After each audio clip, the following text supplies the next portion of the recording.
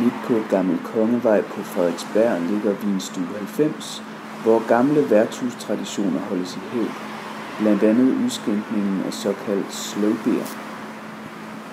Jeg lader den bare løbe fuldstændig svagt, så der kommer skum i hele glasset. Og når så den har løbet, så slukker vi for den, lader den stå lidt. Og så når man fortsætter, så gør man præcis det samme, man drejer lidt i glasset. Fordi så er det sådan, at som om skummet slipper kanten lidt, og så ender det med, at skummet vokser op af glasset. Okay. Og det giver en helt anderledes blød og rund øl. Og et meget bittert skum, så det skal man holde sig fra, hvis man ikke kan lide bitter.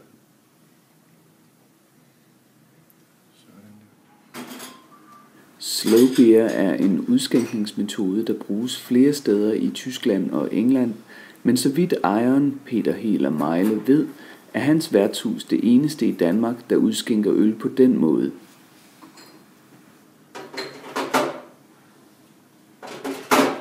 Manøvren skal gentages en hel del gange, og det kan tage op til et kvarter at få skænket en øl.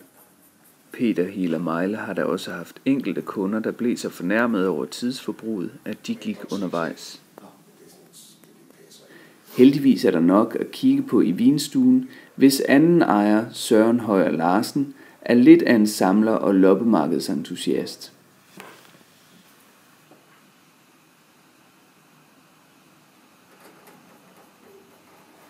Når man bestiller en slow beer, er det også almindeligt, at man samtidig køber en øl på flaske, en såkaldt venteøl, som man kan bruge til at slå tiden lidt ihjel.